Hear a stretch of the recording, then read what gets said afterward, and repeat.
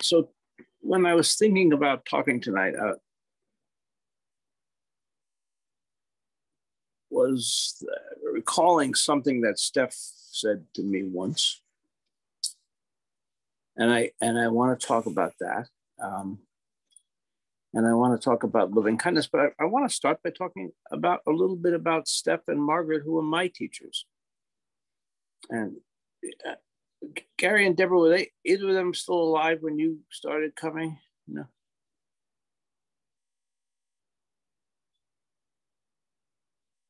I think Margaret was still alive, but she was in the house. She was we never knew her. We never knew her, never met her. Okay, so I'll just tell you a little bit, a tiny bit about them, because they were fascinating people and I can't begin to do it justice. But Steph was, before he even got involved in Zen, he was a fundraiser. He was a fundraiser for UCLA.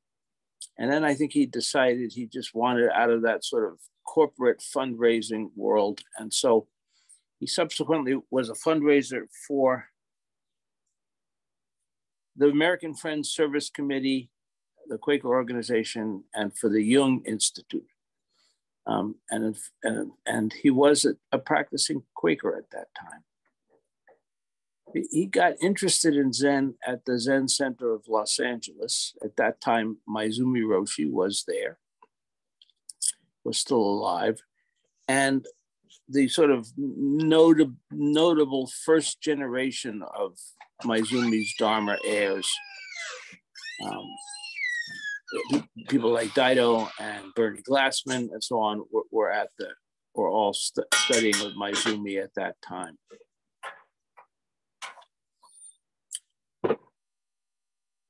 And at some point, Bernie decided he was going to come east and establish his own monastery.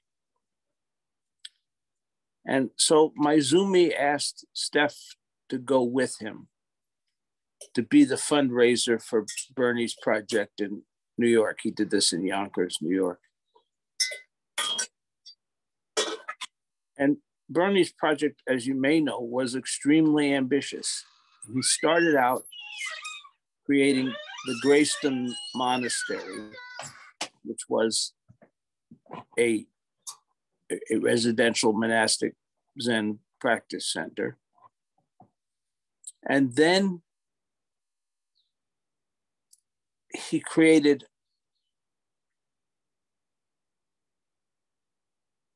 a bakery.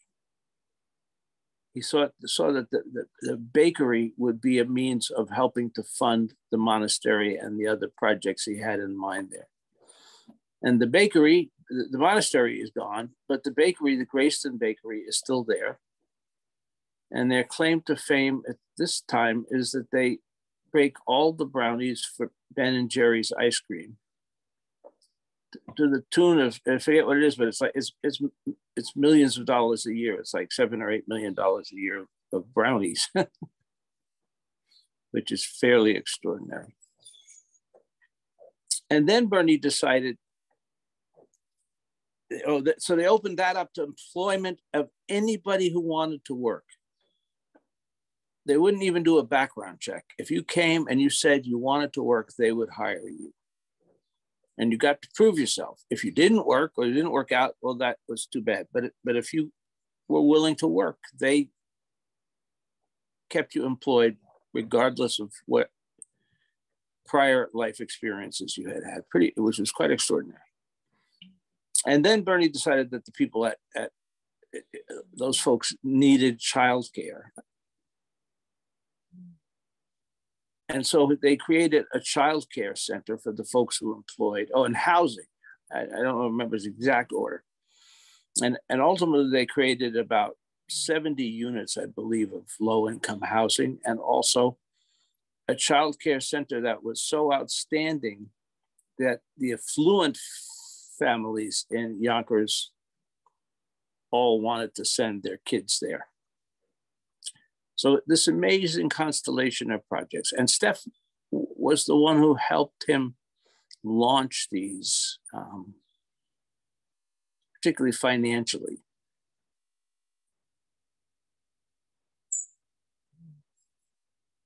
But at some point, Steph and Margaret, they were together at this point, decided to break off from Bernie.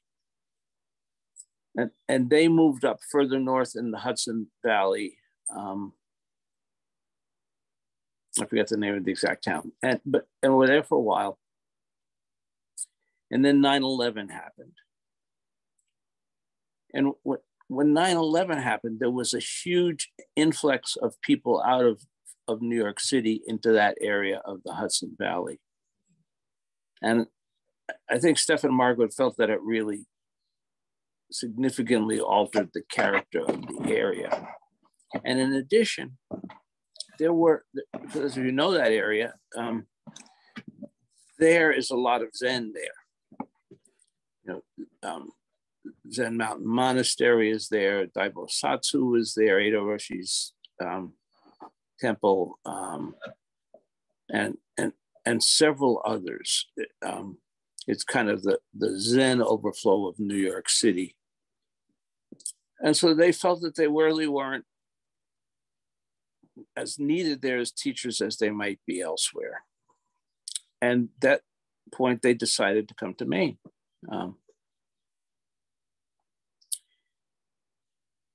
Because there were at that time, there in the early 2000s, there were no Zen teachers in Maine, none at all. And so they felt this would be a place where their teaching would be welcomed. And they came here. Margaret is a fascinating person in her right, an amazingly deeply spiritual person. Margaret, right up until the last couple of years of her life, was a practicing Catholic. She was very seriously engaged in Catholicism and Christianity. And while she was here in Maine, she earned her doctorate in theology and became a member of the faculty of the Bangor Theological Seminary. That's where she had studied, teaching Buddhist Christian dialogue. And that course was very well received. Interestingly enough, I have several friends who are ministers who went through that Bangor program. And they all took Margaret's course, and they just were kind of blown away by it. I guess she was a wonderful seminary teacher as well as a wonderful Zen teacher. So Steph and Margaret were really two very extraordinary people in many regards, and very devoted to Zen. And then Steph became ill with pulmonary fibrosis. And if you know anything about pulmonary fibrosis, it's long, slow death by suffocation, basically. And I would say he lived about 4 years from the time he got the diagnosis until the time that he passed. And during that time, breathing became more and more difficult for him. And eventually he had to have oxygen all the time. And then the oxygen, he used to start out with little portable tanks of oxygen, and they got bigger and bigger. By the time he was near the end of his life, he would sit in the Zendo with one of these huge, I don't know if they're 100-pound tanks or whatever, of oxygen there,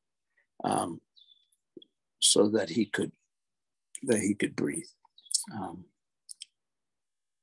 And he was extraordinary. He sat zazen in the Zendo, and those of you who've been to Treetop know that the Zendo is upstairs. You can't get to the Zendo without going up a flight of stairs.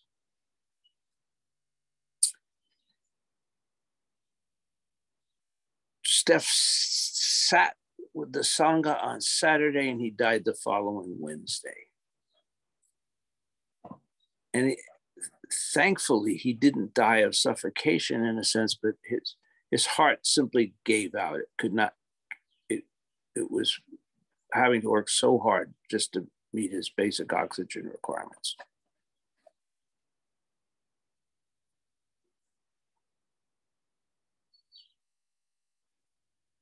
But that, again, that was so extraordinary. 4 days or 5 days before he died, he was still coming into the Zendo. He had the cannula in his nose and the oxygen going, and yet he could chant. He could chant more strongly than anybody else in the Zendo. His voice would boom out. I don't know how he did it. It mystified me at the time, and it still does. I think it was just that his spirit was so powerful and so focused. Anyway, so what made me think about Steph was that one day, is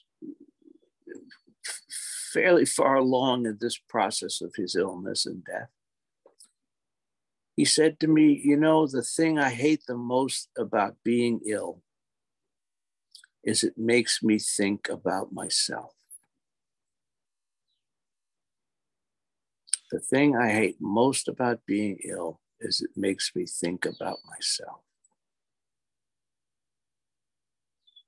And I was just thinking about that in the last couple of days and realizing what a powerful teaching that had been.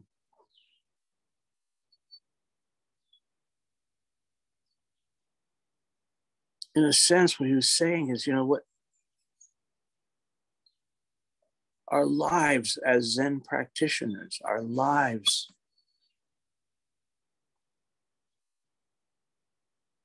as students of Zen should be focused on others, should be focused on the world around us. And that we should not, ideally, be obsessing about ourselves.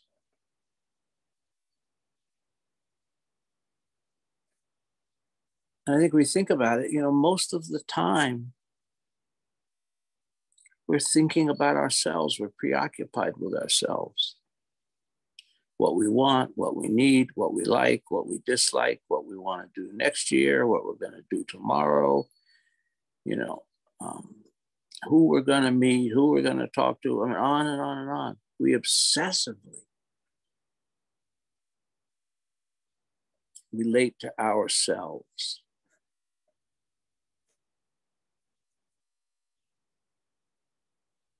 And as I think about it, I think that that's the crux of gradual enlightenment. They talk about sudden and gradual enlightenment. And both happen. And people are generally more familiar with the sudden enlightenment, because that's kind of the sexy thing. That's what gets written up in the books. The powerful Kensho experience, the body and mind falling away, the entire universe transformed in a moment. Pretty sexy. Gradual enlightenment goes to the same place, but it does it slowly over time. I've used that metaphor of walking in the fog. The gradual enlightenment is like walking in the fog. Walking in the fog. Suzuki Roshi created that metaphor.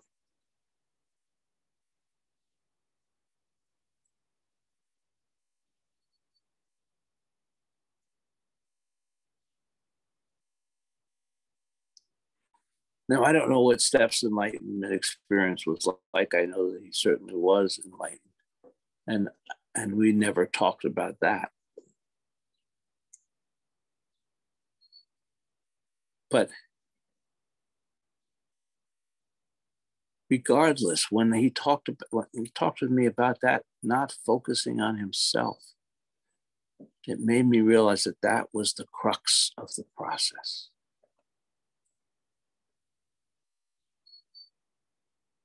Letting go of our attachment to our own being, our attachment to our own needs, and opening to the needs of everything around us, of everyone around us.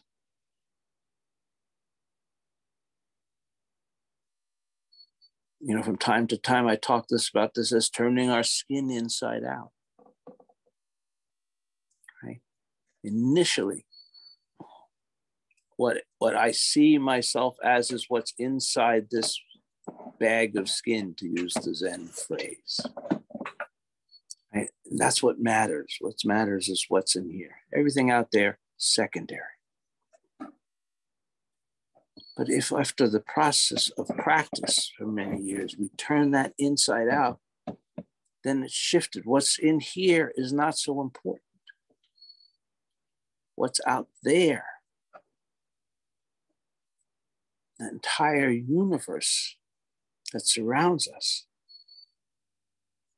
that's what truly matters. And that's what Zen really brings us, all of us, to over time. Sometimes more quickly, sometimes more slowly, but always, if we practice, that's going to be the result. Practice what? Practice letting go. It's the simplest idea. Every time we notice that we're attaching, every time we notice that our life, that we're focused on ourselves, that we're forgetting others, that we're forgetting the suffering in the world, we let go and we turn the lens away from ourselves and back onto the world.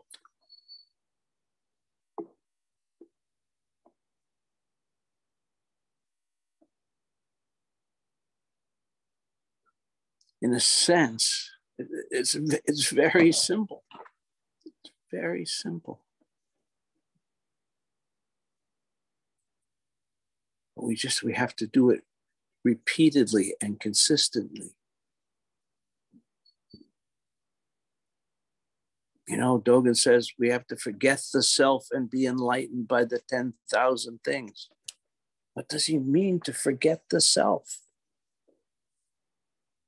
To stop being self-preoccupied. To stop having ourselves be the center of the universe and allow the 10,000 things to enlighten us.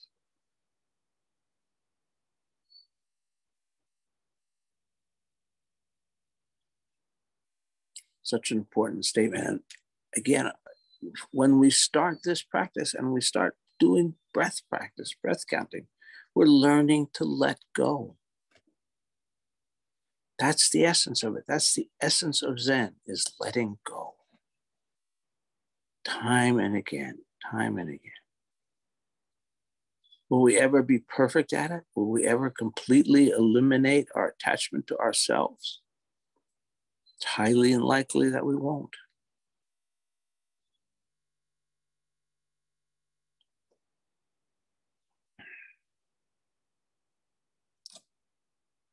But in making that shift, we open the gates to compassion and loving kindness. And I think that manifesting loving kindness, I've been thinking about it this week, is the most important thing that we can do. It is the thing that's so lacking in the world right now.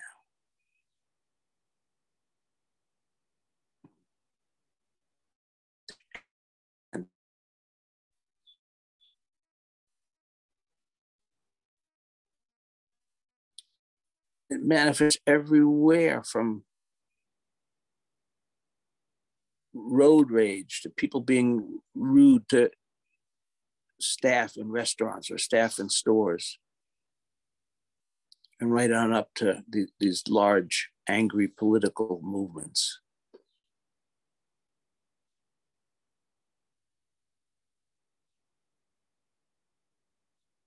So we each have the capacity to practice loving kindness constantly and to totally shift that narrative away from the anger, away from the divisiveness, away from the fear.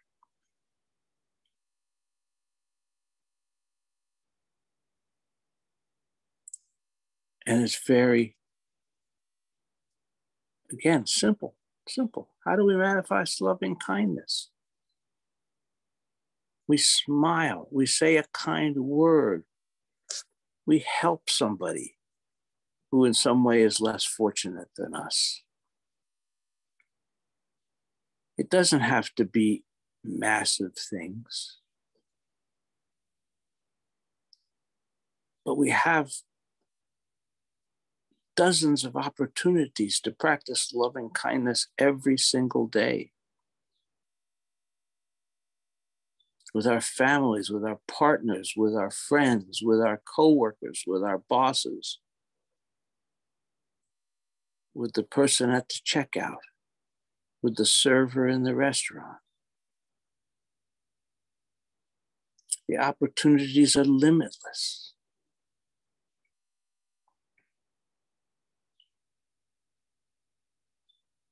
And when we do that, we are changing the world.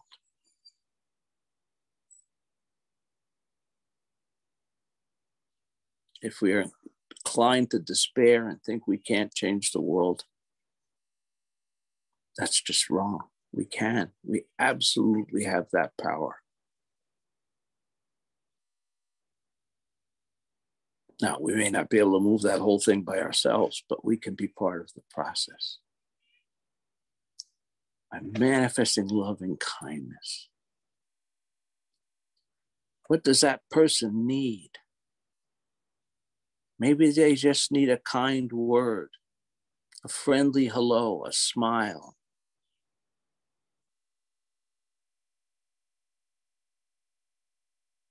Maybe they need something much more.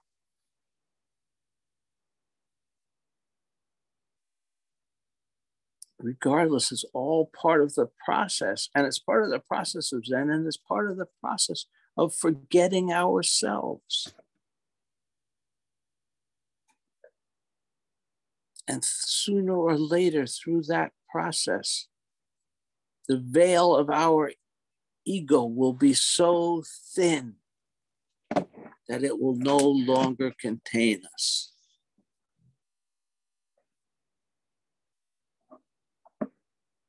We will understand, we will see, we will realize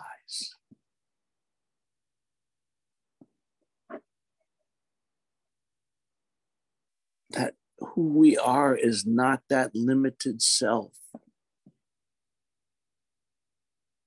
It's not that being with all those needs. It's everything and everyone around us. That's who we are.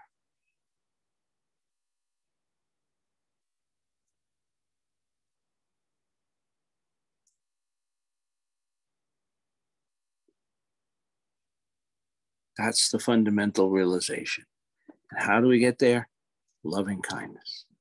Loving kindness.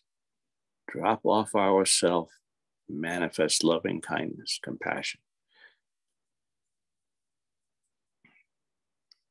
I like loving kindness a little more, compassion, in my view, can be a little more lukewarmish. It can lack a little bit of passion and warmth. And I think loving kindness has a little bit of passion and warmth.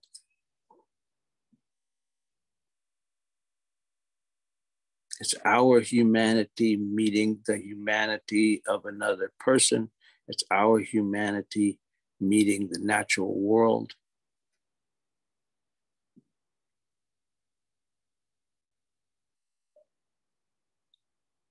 And it is transformational.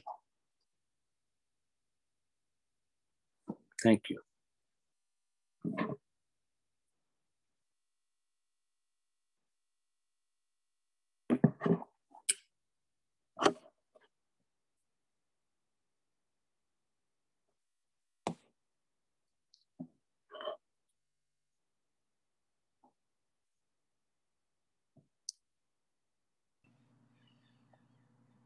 Thank you, Peter. We talk a lot about letting go, and our practice is letting go and letting go and letting go. And um, I think what you have said tonight about what do we let go? Well, we let go ourselves, and then what's left is loving kindness. So sometimes that's a message that doesn't always get through, but it's probably the most important part of it.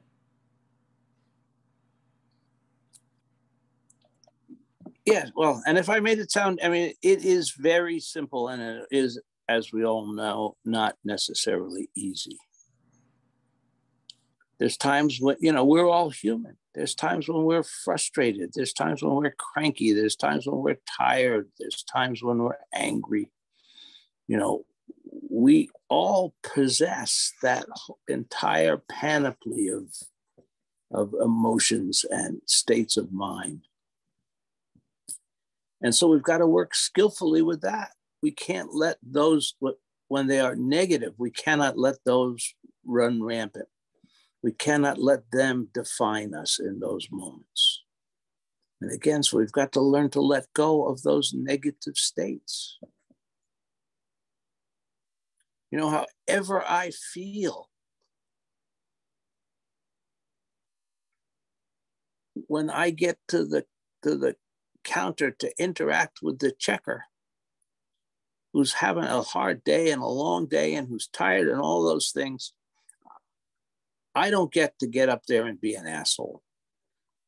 I have to actively transform myself, open myself, let go of whatever it is that I'm carrying so that I can be there for them, that I can allow myself to feel and understand what it is that they're feeling and respond to that. So in a sense that can, there's time, depending on the strength of our own negative emotions at any moment, that can be pretty difficult, right?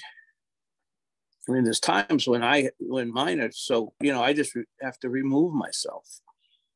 That I realize that right then and there, I cannot help any other being until I get myself recentered.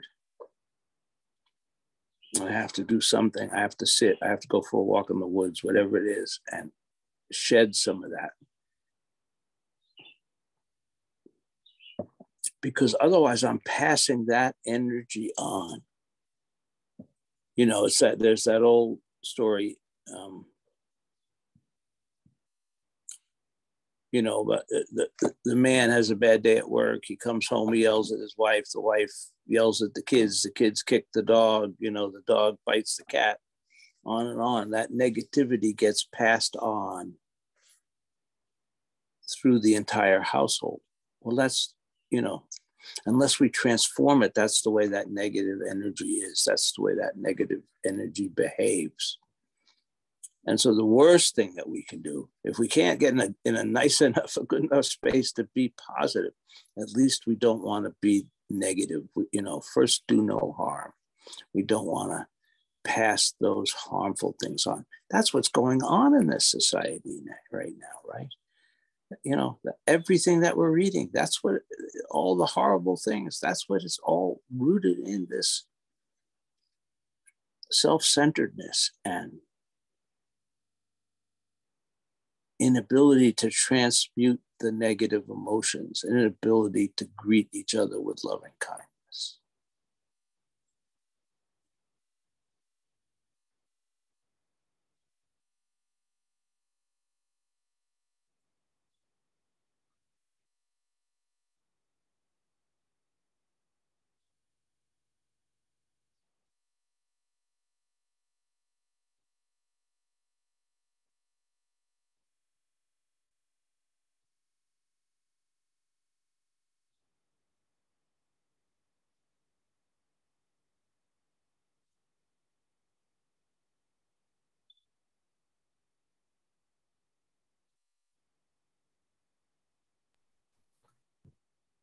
feel like you don't hear too much about passion and warmth and Zen. So I always appreciate it when you bring it up. Well, thank you. Passion and warmth are really not present in a lot of Zen, I think. You know, and even love. And even love. They're too warm. Zen is very cool, very,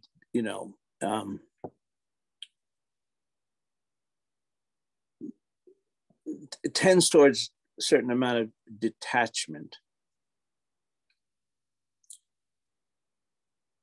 And I just don't agree with that.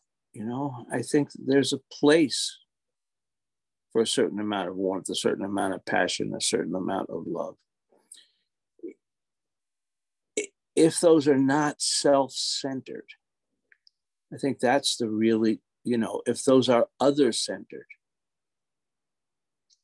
if that's because we are giving to others of our passion, we are giving to others of our caring and concern, those things can be selfish or they can be selfless, right? For me, that's the important distinction.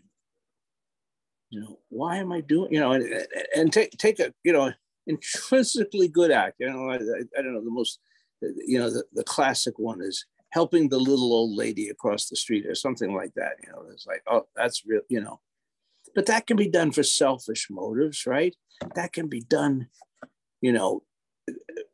for the ornamentation of the ego, for building up the self. What a nice person I am, and I helped that poor lady, and right? Or it can be done selflessly.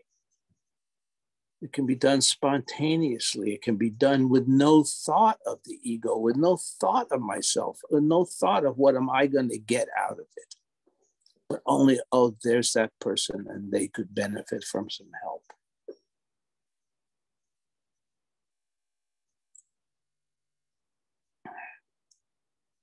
So to me, that's the main qualifier. Is it passing through the filter of our ego or not?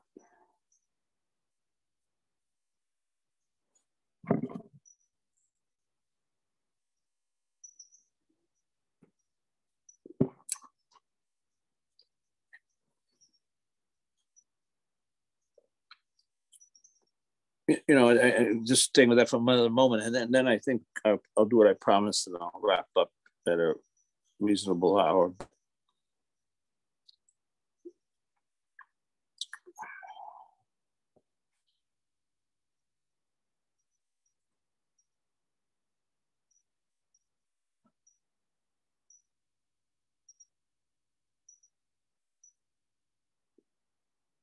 Well, I'm gonna come back just to Dogen's line. Study the self is to forget the self. To forget the self is to be enlightened by the 10,000 things. It's that transformation that we want to follow, and it often is not our first impulse. Again, our first impulse, our default button, is set. Me. What do I need? And we need to, over time, through practice, change that default.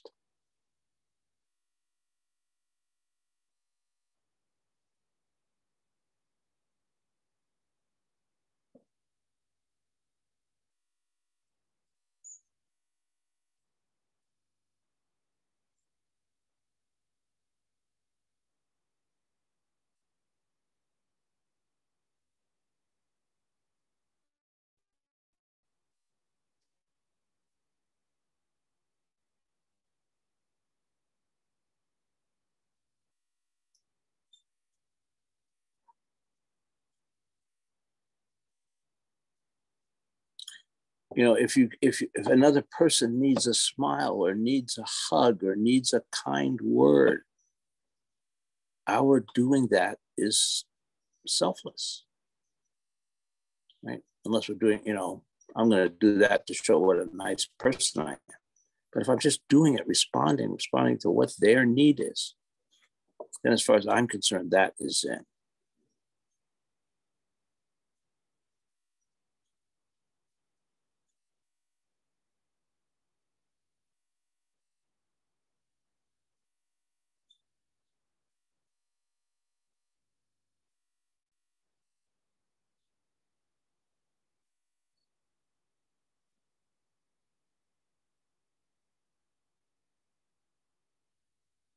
Okay, shall we say our vows?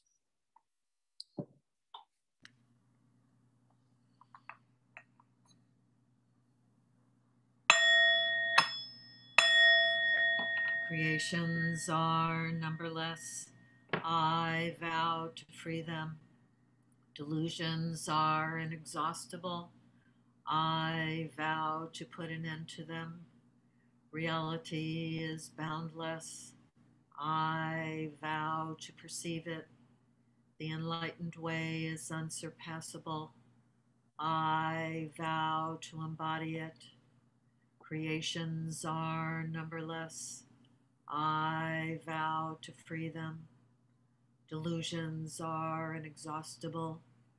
I vow to put an end to them. Reality is boundless.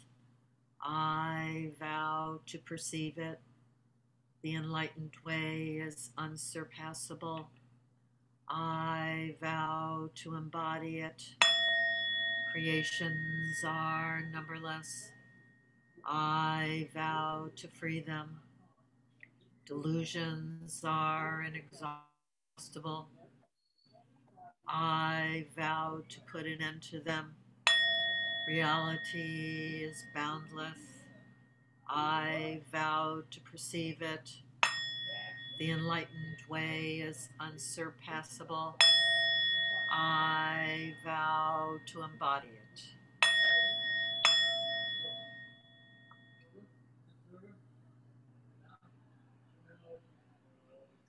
Okay, everybody have a wonderful evening. Thank you. Thank you. Thanks, everyone. See you next week.